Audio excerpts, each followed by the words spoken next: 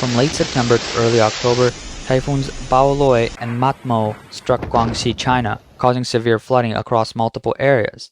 The disasters led to extensive damage, and several flood-controlled embankments were reported to be at risk of collapse. Oh no, it's going to collapse. Hurry, evacuate, evacuate, quickly, quickly. Citizens captured footage of a large sinkhole in the road, followed by a collapse of the flood control embankment. Rescue personnel at the scene were seen fleeing in panic. At 7:50 p.m. on October 8, a sudden collapse occurred near a pump station in the parking lot in Nanjing, Guangxi province, narrowly missing several workers. Authorities reported that traffic control and power outages were immediately implemented. After an overnight emergency response, soil backfilling and leveling work was completed by 6 a.m. on October 9, with no casualties reported. Here at Beta Bridge, right under the bridge, just past the traffic lights, there is a huge sinkhole. The road has been closed off. The walls at the Xinyang interchange in Nanjing also started leaking, with multiple roads collapsing. The road is closed. The road is closed. The entrance to the store has collapsed too. This area, it's all collapsed. The pavement tiles are cracked. The holiday has ended, but the flooding in Guangxi continues. The water level in the Nanning River is rising rapidly by 8 to 10 centimeters every hour. On the afternoon of the 8th, a collapse occurred on the flood control embankment on the northern bank of Nanning Ning's Bridge. By evening, the collapsed area had expanded. Traffic control has already been implemented. If the embankment fails, not only the flood barrier, but also the roadside slopes may become dangerous due to prolonged water submersion. On the evening of the 7th, a 13-meter section of the Guangkong Expressway in Baisi cracked, and it is still moving, with a collapse possible at any time. Fortunately, no injuries were reported, and the traffic police have blocked the area. In Longlin, Baisi, 13 sections of road have slid, cutting off traffic. Currently, 3 routes are open. On the afternoon of the 8th, a landslide occurred in a tunnel in Nanning, blocking both directions. A reporter from Guangxi state-run media broadcasted live footage of the ongoing Frontline rescue efforts. I am currently at the Frontline rescue site. This is a leakage point, and we still need to fill it with a large amount of rocks and sandbags. All the reinforcement teams are here, including sanitation workers who have come to move the sandbags. Firefighters just rotated for a rest. The leak point was discovered around 4:30 in the morning. Rescue personnel are continuously placing sandbags at the leak point. The rescue team on site is also trying to move concrete blocks as close as possible to the leak point. We are about to start construction now. The leader said no filming during the operation.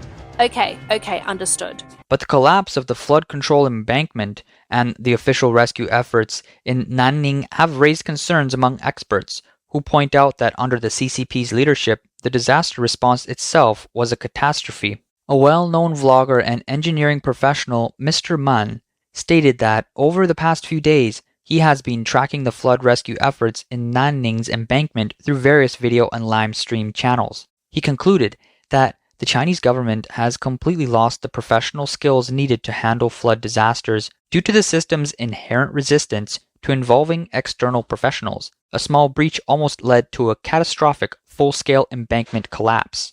Mr. Man explained that handling water leakage incidents is a routine part of engineering work. Issues like groundwater leaks, culverts, raising groundwater levels, and burst water pipes are all problems that any qualified engineer-manager has ample experience dealing with. Each has their own set of unique methods. Blocking a breach in the embankment is no different from sealing an underground water leak. It's essentially the same. Any qualified engineering manager could come up with 100 ways to temporarily seal a small leak in the embankment. As for permanent repairs, those could be planned and designed later. But the Nanjing government did not use any professional expertise. It blindly trusted that its firefighters had the ability to combat flooding. As a result, a disastrous rescue operation began. From the footage broadcast by state-run media, it was clear that at the beginning, The firefighters seemed confused as they threw sandbags toward the inner embankment's leakage point. No one instructed them on how many sandbags were needed, and they spent hours doing trial and error. In an attempt to keep all firefighters occupied, they were organized into neat human chains to manually transport sandbags, even though the sandbags could have been directly loaded onto the trucks and brought to the breach instead. The sandbags were hauled by trucks to a point 500 meters away, where firefighters manually filled them, then passed them along the human chain to be thrown into the breach in a haphazard manner. After 2 or 3 hours, the breach, only 2 or 3 meters in diameter, violently collapsed, expanding into a massive hole nearly 10 meters wide. Torrential floodwaters surged out, and the situation was on the brink of spiraling out of control. The Nanning government was left helpless, evacuating surrounding residents while possibly bringing in engineering experts for advice, though it seems their input wasn't seriously considered. Mr. Mun said that the firefighters under the CCP's command brought several empty iron cages, sank them into the breach in the outer embankment, and then brought in a small concrete pump to start spraying concrete onto the cages. It was essentially an attempt to pour concrete blocks on site. He added, as an engineering professional, he watched in disbelief as the powerful river waters swept away that small amount of concrete slurry in an instant, feeling that the whole operation was utterly absurd.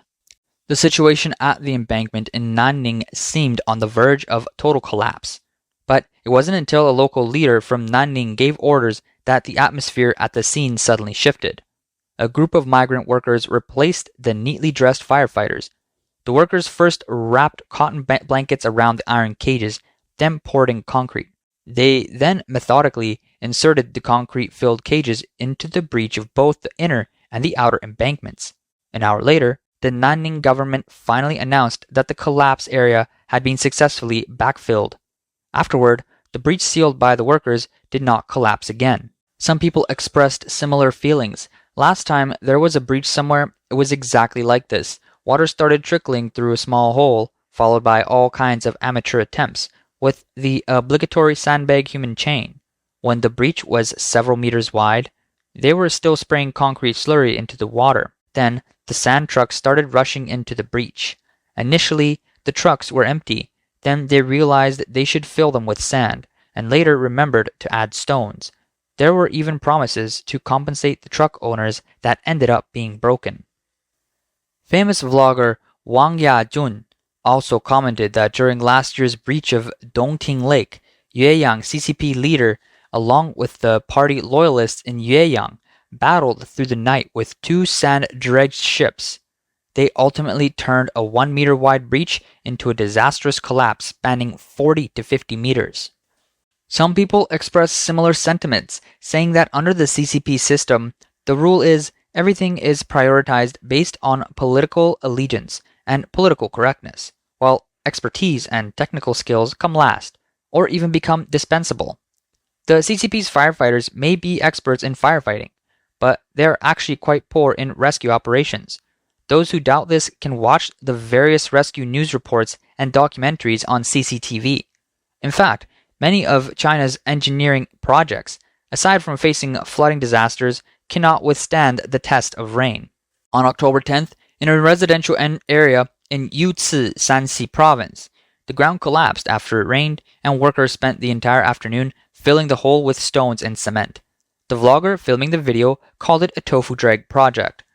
In Beijing's Pinggu district, a slope protection project worth 260,000 yuan has also been suspected of being a Tofu-Dreg project.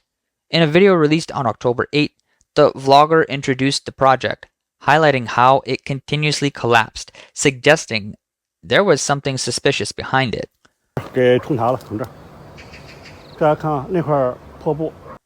Take a look at this spot.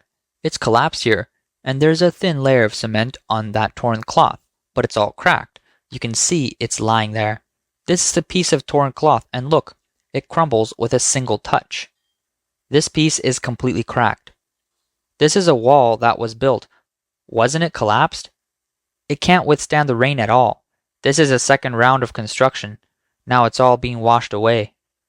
The issue of poor construction quality in residential areas is very common. An elevator maintenance worker noticed that the elevator kept malfunctioning. Upon inspecting the building, He found that the concrete was weak as tofu dregs. The worker asked, "Is this building safe?" In July, a person posted a video accusing China State Construction Engineering 3rd Bureau of severe quality issues in a super tall building in Wuhan. With just a light touch of the hand, a large hole could be dug into the wall, and the exterior cement was peeling off. After the video was posted on Douyin to raise awareness, it was maliciously reported by China State Construction and taken down. Commercial buildings, when they fail, can result in loss of life. In August, on the opening day of a milk tea shop in Shanghai, the Tofu-Dreg ceiling collapsed, killing a 17-year-old employee. According to a report from Minhang District, Shanghai, on the evening of August 15th, a decorative ceiling collapsed at a milk tea shop. The incident resulted in one employee being injured. Despite all-out efforts to save them, the employee unfortunately passed away. On October 2nd, a hotel in Lianyungang City, Jiangsu Province, experienced a roof collapse, affecting 4 families who were hosting a banquet. The entire banquet scene turned into a rescue operation. A viral video shows a large section of the hotel's top floor facade collapsing. Guests trapped beneath the debris were waiting for rescue. One man, bent over, was holding his lower back with his left hand, while a woman in a white dress was seen on the phone, her back visibly stained with what appeared to be blood. A hotel staff member told the media that the ceilings on the 2nd and 3rd floors were decorated with objects, columns, and shelves. The collapse occurred around 11:30 a.m., after cold dishes had been served. The columns, shelves, and decorations on the 3rd floor ceiling all came crashing down, the staff member explained. A local resident stated that the hotel involved in the incident was fairly well known in the area. She was attending a relative's wedding at the time when the roof suddenly collapsed without any warning. The floor was quickly covered with standing water. The wedding hadn't even begun, and I managed to crawl out. A family member is still in the hospital with injuries. Some people expressed concerns that such Tofu-Dreg projects would continue to be prevalent in China. Just wait, in another 10 years, there will be more of this, especially the buildings constructed after 2008. There are plenty of Tofu-Dreg projects. It's really unbelievable that a building would collapse without an earthquake. This is unheard of. Public safety issues also extend to park railings, roads, and bridges, all of which have been problematic. On August 10th, at Baiyang Park in Hubei Province, someone captured footage showing a loose connection of the park's railings. He pointed out that if someone were to lean on it, they could fall. 干了10几年的工程呢，干懵逼了啊。 I've been in the engineering field for over 10 years, but this is really absurd. The Left Bank Avenue project is supposed to be a quality project, but the cycling path feels so bumpy. Take a look. All you engineering experts, what's going on here? On August 8th, in Wuhan's Left Bank Avenue, someone posted a video stating that after more than 10 years in the engineering industry, he was shocked by what he saw. The reason the cycling path was so bumpy, he explained, was because only ordinary sand was laid under the tiles. He questioned whether this could really be called a quality project and called on professionals within the engineering industry to weigh in. 通车仅3年就变成这个样子，中交二韩局。 Only 3 years after opening, and it's already in this condition? China Communications Second Highway Engineering Bureau, do you want to come out and explain this? The key engineering bridge's drainage pipes are cracked in multiple places.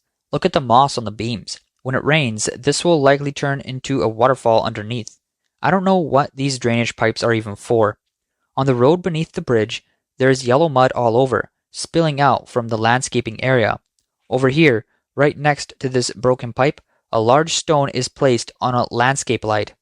Was this part of the design? On the other side of a cracked pipe, this one is also broken. If you zoom in, you can see that the crack isn't from a detached joint, but from aging and fracture. The rain water rushing down from the broken pipe has washed all the soil from the slope protection onto an active area nearby. The sidewalks here are completely covered with yellow mud, and it's unclear how long this has been the case. Look at this small sapling. It's grown this tall. The soil here has probably piled up to more than 10 centimeters thick. After the mud dries, it's like farmland with pavement bricks underneath.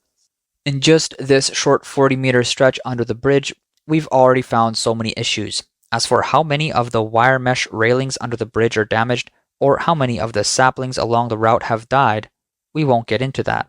100-year project, and just 3 years after it's been in use, it's already in this state. Was there an issue with the quality of the drainage pipes along the entire route? Was there a problem with the bridge's installation? China Communications' Second Highway Engineering Bureau, do you want to come out and explain this? On September 16 in Fuzhou, Fujian, a person discovered that a key project built by China Communications' Second Highway Engineering Bureau had already developed multiple issues just 3 years after it was opened. On September 27, an engineer named Du Chaolai posted a registration statement on the nonprofit Quit CCP website, directly criticizing the corruption within Chinese engineering. The statement reads, "I'm a bridge builder and deeply understand that every bridge carries the weight of countless lives, but under the CCP system, corruption in project building is rampant, and cost-cutting leads to a substandard materials, resulting in frequent Tofu-Dreg projects. I have repeatedly refused to cut corners and insisted on quality first, but this led to suppression by my superiors, projects being withdrawn, and my career being hindered. On one critical project, I was threatened for opposing the use of substandard steel and was even falsely accused of corruption. I have come to realize that the decay of the system can no longer accommodate professional integrity. To preserve my original intentions, I chose to resign from the CCP and distance myself from this distorted vortex. I do not want my bridges to become hidden dangers, nor do I want innocent lives to pay the price for corruption." On the morning of May 1st, 2024, a road collapse occurred on the Chaiyang Road section of the Meida Expressway in Meizhou City, Guangdong Province. According to the official report, 23 vehicles fell into the collapse, resulting in 52 deaths and 30 injuries. After the incident, many people pointed out construction issues and the inadequate post-accident repairs on the highway, but the authorities only classified the incident as a disaster, which has sparked dissatisfaction among netizens. Zhu Xueye, a senior bridge structural engineer from the United States, stated that after researching the Meida Expressway collapse incident, it was a man-made engineering quality issue, not a so-called natural disaster. He suspects it may involve cutting corners and the corruption related to layers of subcontracting. Zhu Xueye, who has a background in civil engineering, mentioned that he knew 10 years ago that such Tofu-Dreg engineering accidents would be widespread in China. Recently, many buildings are still under construction, but the walls inside are already cracking. The basements are leaking, and in a few years, you'll find that high-speed rail won't be able to run as fast because the tracks are no longer straight or level. He stated that after decades of rapid development in China's infrastructure, under Xi Jinping's ruling, various accidents have occurred. If these incidents were viewed collectively, they would be quite alarming, but due to information blockages, many people remain unaware. Moving forward, there will be a large number of problems with China's houses, roads, and bridges. The infrastructure built over the past 10 to 20 years is bound to see more accidents.